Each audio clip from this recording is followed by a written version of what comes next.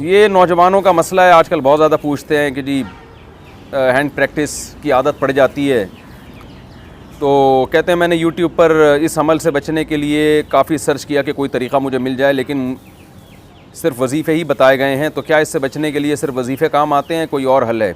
India से किसी ने पूछा है। ये मसला ये है कि ये वजीफ़ों से नहीं छूटती है बीमारी, वजीफ़ों से तो इसका कोई ताल्लुक़ नहीं है। सबसे पहली बात तो ये जल्द से जल्द शादी करें। आप निकाह ना करने के ये वबाल हैं कि इंसान उल्टे सीधे कामों में लग जाता है, एक बात तो ये। दूसरा, अपना कॉन्सेप्ट क्लियर करें इस बारे में। आजकल बाज़ डॉक्टर इसको बहुत प्रमोट कर रहे हैं और कह रहे हैं इससे सेहत को कोई नुकसान नहीं होता, तो ये बात बिल्कुल गलत है। इससे सेहत को नुकसान होता है। इस बारे में एक और डॉक्टरों की राय भी यही है, ये नहीं जो मैं बात कर रहा हूँ, इसको भी डॉक्टर इसकी तायद करते हैं। बाज़ डॉक्टर कहते हैं इससे नुकसान होता है। और सबसे बड़ी बात ये कि डॉक्टरों की तहकीक बदलती रहती है। एक चीज़ जो नेचर के ख़िलाफ़ है, एक चीज़ जिससे इस्लाम ने रोका है, वो सेहत के लिए मुफीद नहीं हो सकती।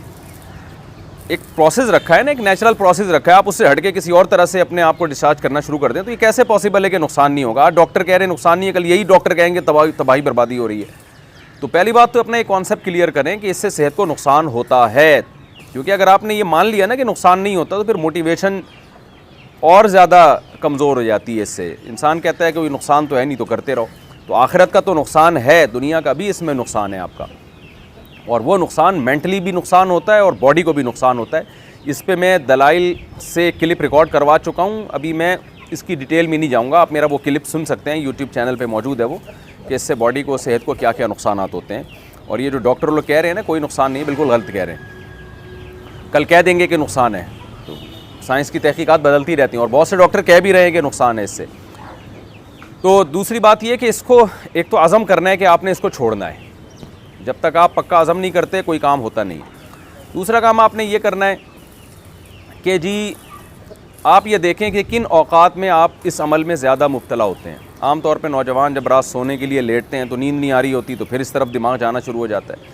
तो आपने सोने के लिए उसी वक्त लेटना है जब गहरी नींद आना शुरू हो जाए, और लेटते आप मोबाइल दूर रखें अपने आप से, और लेटते ही आपकी आँख लग जाए, ऐसा टाइम होना चाहिए। किताब भी रखें अपने सामने, अपने सिरहाने पर, किताब का मुताला करते करते सो जाएं।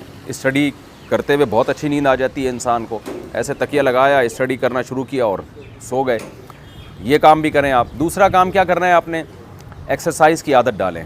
आदमी जब मेंटली हेल्दी होता है ना, तो ये उल्टे सीधे कामों में नहीं लगता वो, और अपने आप को जब अच्छे कामों में थकाता है तो बुरे कामों से अपने आप को बचाता है।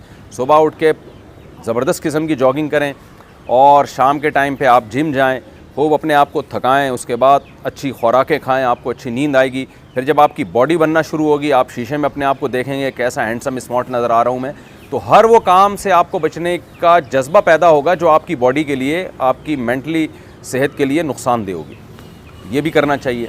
एक बात ये भी सोचना चाहिए कि जो लोग इस अमल में मुब्तला होते हैं, निकाह के बाद उनको ज़ौजा से हम बिस्तरी में जो लज्जत आनी चाहिए, जिस पीक की लज्जत आनी चाहिए, उससे वो महरूम हो जाते हैं। और ये भी है कि जब ये ज़्यादा आदत पड़ती है ना, तो निकाह के बाद भी ये काम फिर छूटता नहीं है। यानी शादी के बाद भी ये इंसान इसी से सेटिस्फाई होता है, तो बहुत टाइम लग जाता है फिर छोड़ने में उसको। तो और एक अहम काम ये भी करना है कि ये जो हैंड प्रैक्टिस की आदत पड़ती है लड़कों को, बदनज़री की वजह से पड़ती है। आपने फौज फिल्में देखी, लड़कियों को देख रहे हैं, इधर उधर आप गलत चीज़ों को देख रहे हैं, ज़ाहिर है शहवत भड़कती है, फिर उससे इंसान जब तक पूरा ना करे तो सेटिस्फाई नहीं होता।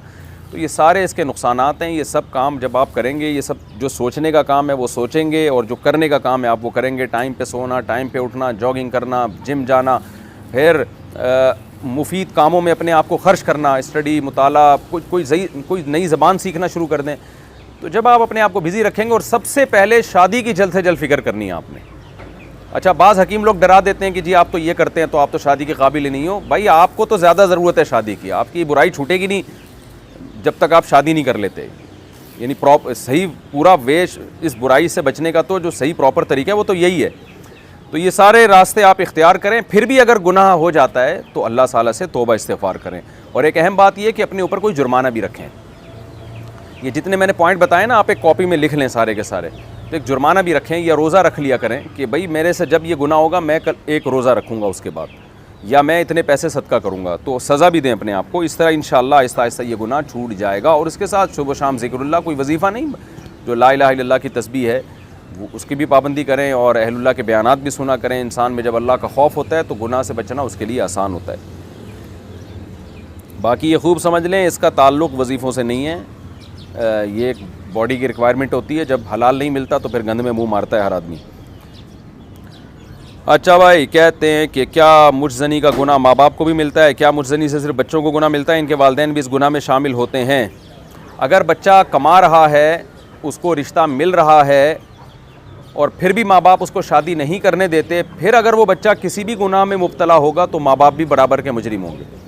लेकिन अगर बच्चे